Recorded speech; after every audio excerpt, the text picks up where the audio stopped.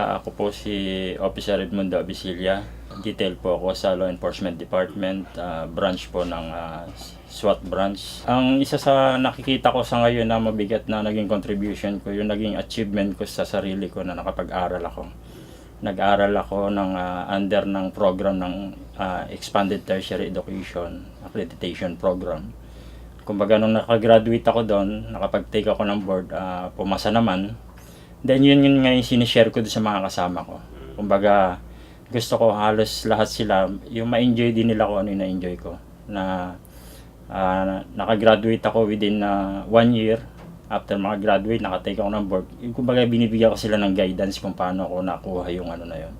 Sa ngayon, meron na po kaming graduate na almost nasa ano na sila, 65 na LED po. Unang-una po, ang gusto ko pong pasalamatan syempre yung ano po natin, si Lord. Kasi kung di dahil sa kanya, hindi siguro ako mapupunta rito sa ano na to, outstanding employee. Then pangalawa po yung mga nag-interview po sa akin. Kung tutusin po, sinabi ko lang naman po yung mga nagawa ko. At least sinama po nila ako. Plus yung OIC ko po na nag-nominate sa akin dito sa ano na to, si Kapitan T. Tsaka po yung mga pati rin po yung pamilya ko dahil sila rin po yung naging inspirasyon ko rito sa trabaho ko talaga.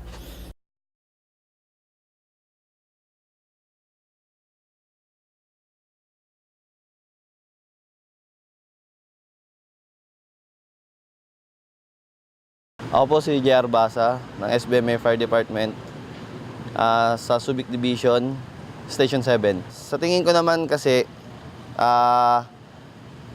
kaya rin ako napili dahil sa kasipagan ko. Kasi sa bawat kilos ko kasi, sa bawat utusan, dinededicate ko ang trabaho ko sa namatay kong anak. Kasi dito ko na rin binuhay yung anak ko. Kaya sa bawat ipagawa sa akin, nagagawa ko na maayos para sa kanya at saka para rin sa SBMA. Para hindi tayo napapahiya na bakit ganito sa ibang lugar tulad sa Nepal, nangyari sa amin sa Nepal, napakita natin na maayos kung paano natin na gampanan yung pagiging firefighter natin. Sa Tacloban, nung last 2013, panahon ng Yolanda. Tapos po, meron pa po tayong, etong nakaraang taon lang, yung Bagyong Nona at saka Bagyong Lando. Nakasama rin po tayo sa Kalumpit, Nueva Ecija, at saka marami pong iba yung mga ano natin dito sa loob ng SBMA. Nagpapasalamat ako unang-una po kay God. Maraming salamat kay God. Sa family ko, sa SBMA, especially kay Fire Chief Rani Magno, tsaka sa buong team namin ng SBMA Fire Department. Nagpapasalamat po ako. Kay Chairman, maraming salamat po sa suporta na ibibigay niyo sa amin.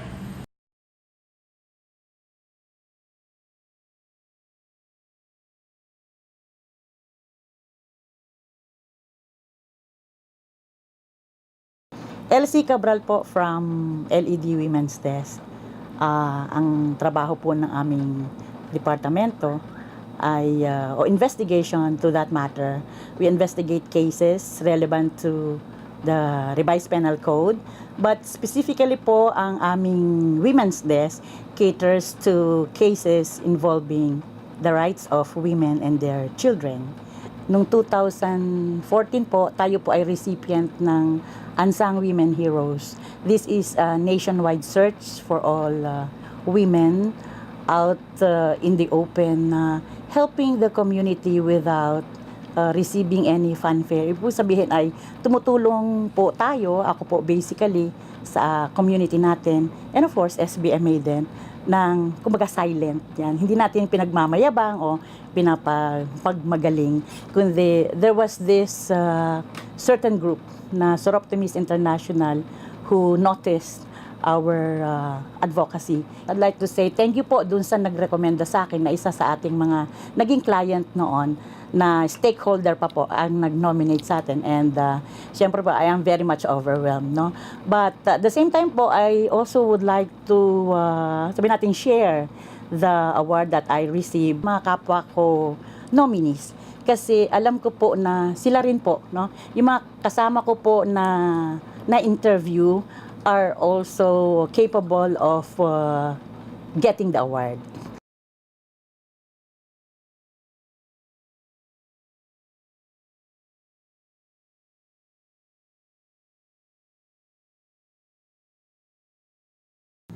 Ako po si Janico, miyembro po ng SBMA Law Enforcement Department. Ako po ngayon ay nakatalaga sa Special Reaction Division under po kay Major Tolentino. At ang collateral duty ko po ay sa SBMA Disaster Risk Reduction and Management Office. Ang primary work ko po ay sa ngayon ay yung mga outside training from our counterparts from the AFP na sinishare nila sa ating pong mga kasamahan sa LED. Ako po yung nangangasiwa doon as coordinator. Siguro po yung aking mga naibahagi, na itulong sa oras po ng kalamidad or disaster, na araw-gabi wala pong pinipiling oras, basta po kailangan ng serbisyo na mailigtas ang ating mga kababayan sa ating mga karatig bayan, di lamang po sa loob ng SBMA. Siguro yun po yung isa sa mga advantage ko. Nagpapasalamat po ako dun sa mga unang-una sa Diyos, dun po sa nagrekomenda sa akin, at pangatlo dun po sa mga namili. Hindi po kayo napahiya sa pagrekomenda po sa akin. Ang mensahe ko po, lalo ko pong pagbubutihin ng aking trabaho, at sana po marami pa po akong matulungan ng mga kababayan po natin. Salamat po.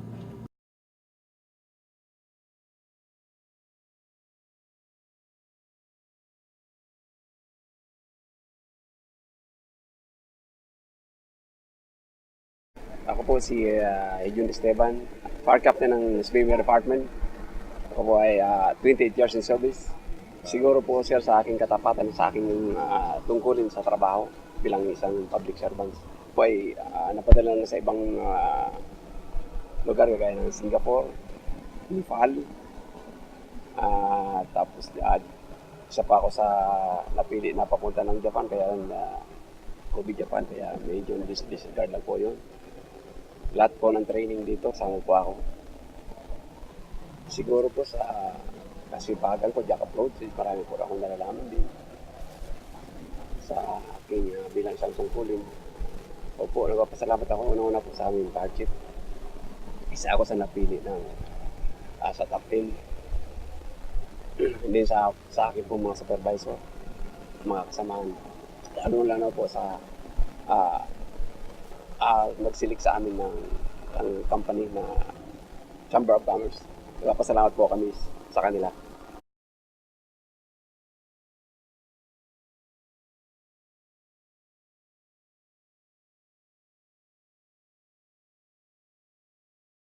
I am Richard A. Johnson of SBMA Law Enforcement, SWAT Branch under Special Reaction Division.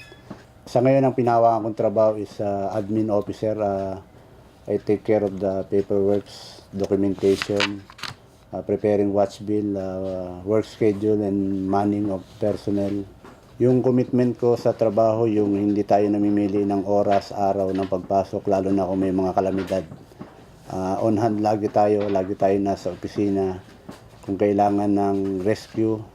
So ang recognition na unang-una natanggap ko is yung latest ko, yung sa Light Reaction Regiment ng Philippine Army na pinerform namin sa Midway Hangar, then yung sa PNP SAP na Tactical Combat Medic na pwedeng gamitin sa pang-araw-araw in case na may mga emergency.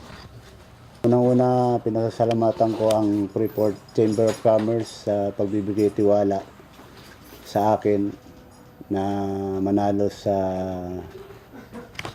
10 outstanding police and fire personnel.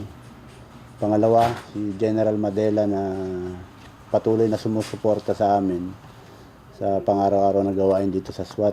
Pangatlo, yung OIC ko na siyang tatay namin dito na nagbi-build up sa confidence namin sa trabaho, at saka sa pamilya ko na sila ang nagiging inspirasyon ko na gumawa ng mabuti sa trabaho at sa pang-araw-araw.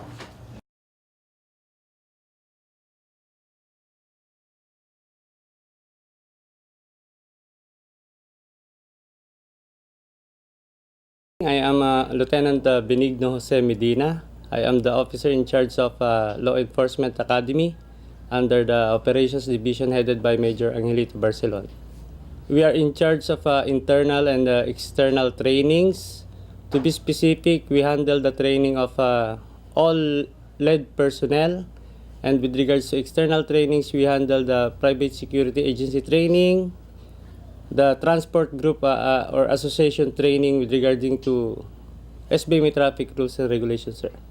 Mapapakita naman po ng ating mga kasamahan dito na hinahandle din po natin yung mga pagtuturo ng law enforcement o law enforcers ng ibang lugar, kagaya po ng San Jose at San Felipe. Nagtuturo din po tayo. Unang-una po, siyempre, nagpapasalamat po ako sa SBMA sa binigay na magandang pagkakataon. At siyempre sa aking departamento na pinamumunuan po ni General Orlando Madela Jr. Sir.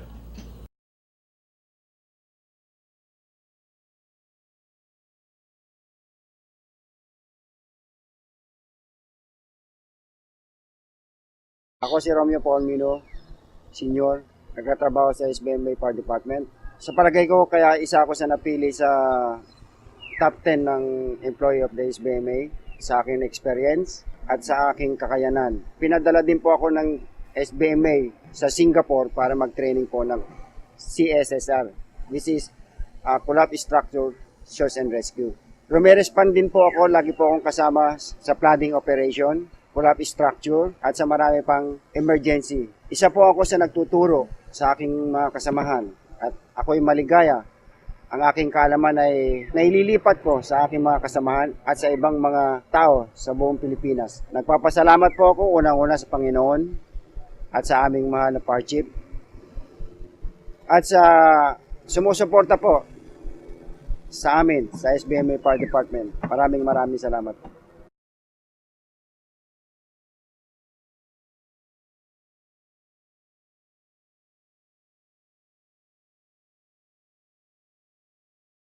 I'm Officer Jesus P. Payumo.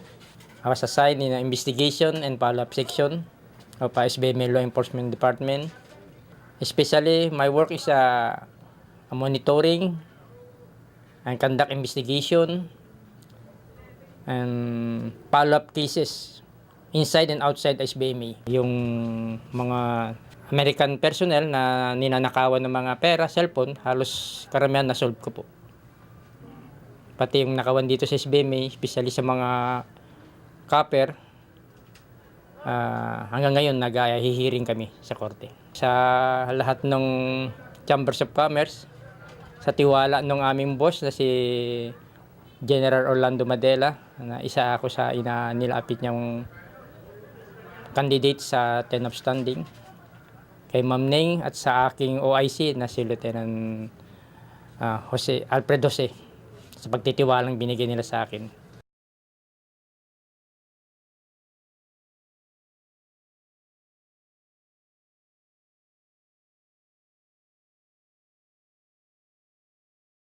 Ako nga pala si Edwin Santos, SBMA Fire Department, Suppression Division. Ako ang acting training officer ngayon sa SBMA Fire Department. Isa ako sa mga facilitator at training officer dito. At ito ay isang naging gawain na namin tuwing taon upang ma-enhance ang aming mga kakayanan sa pagbubombero. Sa tingin ko kaya ako napili dito ay dahil pagiging jack of all trades ko sa kahit anong gawain na ibinigay sa akin ay kaya kong gampanan. Kaya siguro isa sa mga tiwala sa akin ni Fire Chief yun. Una nagpapasalamat ako sa Diyos. Pangalawa sa akin Fire Chief na nagbigay sa akin ng tsansa para masama rito. At nagpapasalamat din ako sa mga assistant fire chief at mga kapitan na tumulong sa akin